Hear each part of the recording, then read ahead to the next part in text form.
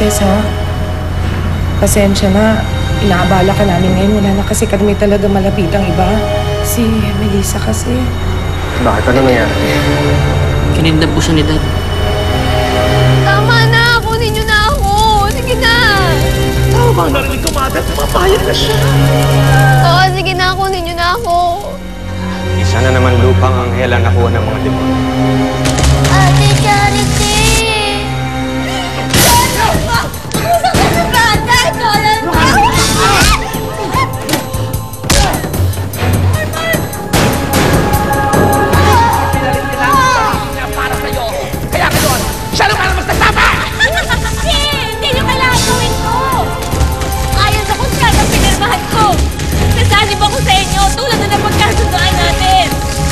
Hindi ako kailangan iligtas si Charity!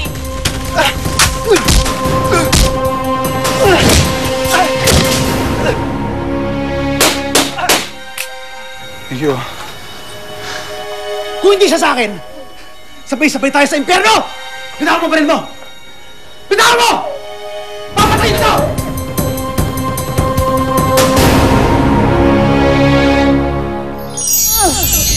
Tama na! Ako kayo sa anak ko! Ako na lang ako ninyo! Hayaan na siya! Nakakatawa. Kung akala niyo, lahat ng bagay malinis dahil sa pagmamahal. Well, I'm sorry to tell you this. Nag-decision siya sa amin na si Charity. Ngayon, kung ipipilit mo ang gusto mo, sumali ka rin sa amin. Bakit ka naman namin tatanggihan? Ganito na lang ang gawin natin. Magsama-sama tayong lahat! Dalawa! The more the merrier!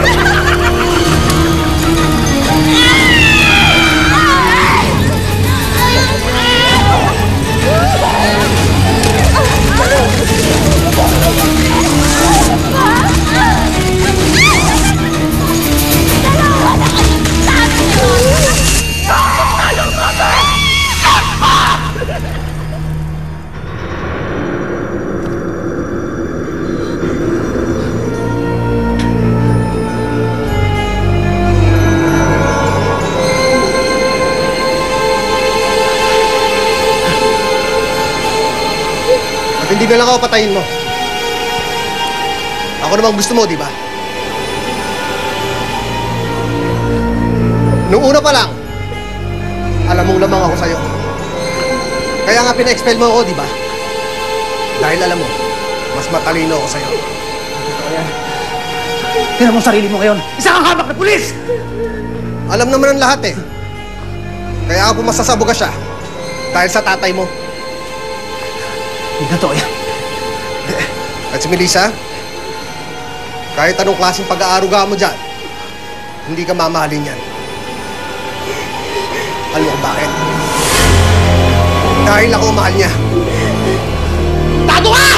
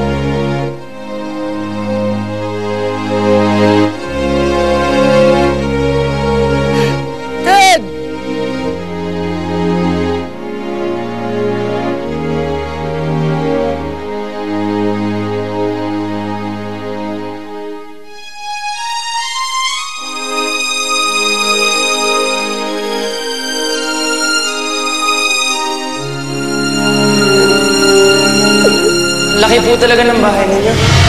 Mula ngayon, bahay mo na rin to. Gusto mo may pinamili ko sa'yo. Opo, sir. Sabi ko naman sa'yo, di ba? Dadang itawag mo sa akin.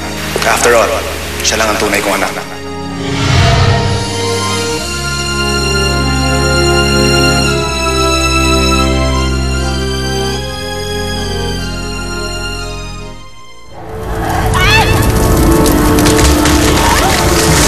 Patawarin mo ako. Patawarin mo ako sa lahat ng kasalanan ko. Kung hindi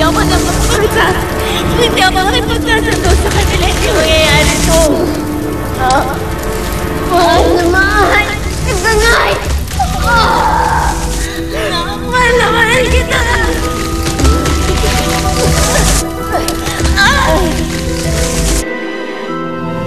Manong, hindi po nila pwedeng kunin sila Ate Charity at ang nanay niya. Oo nga, daya-daya talaga nila, Manong. Sige na, Manong. Please. Manong, sige na po. Tulungan po natin si Ate Charity. Sige na po, Manong.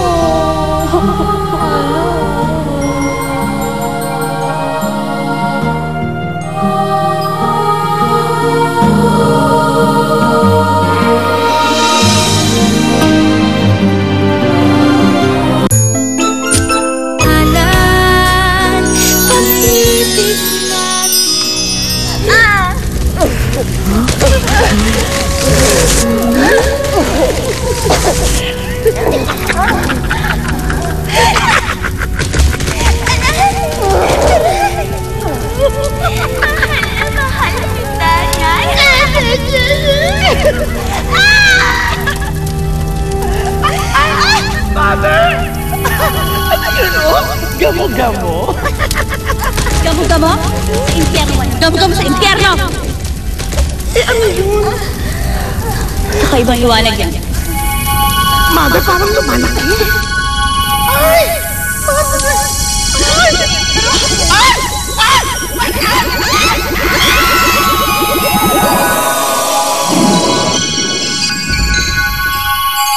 Dahil sa ginawa mong sakripisyo para sa iyong anak, Lailani, iniligtas mo ang iyong sarili at ikaw ay mabibigyan ng lugar sa langit.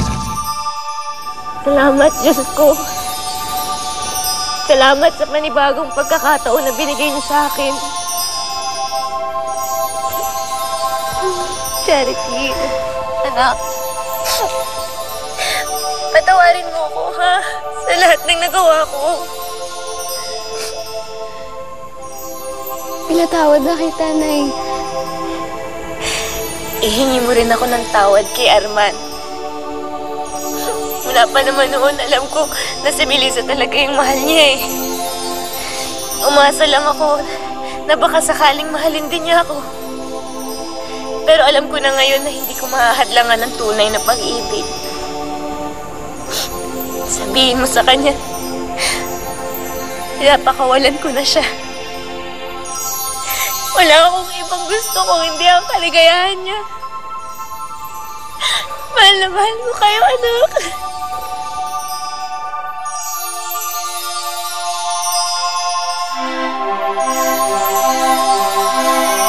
At ikaw naman, Charity, sapat na ang paglilinis na pinagdaanan mo at napatunayan mo na karapat-dapat kang maging isang anghel.